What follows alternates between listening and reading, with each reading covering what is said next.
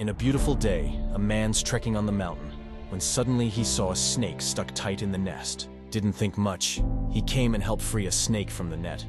All of a sudden, the snake started to bite him, causing him extremely painful. As natural reflex, he swing his hand and throw the snake back into the nest again.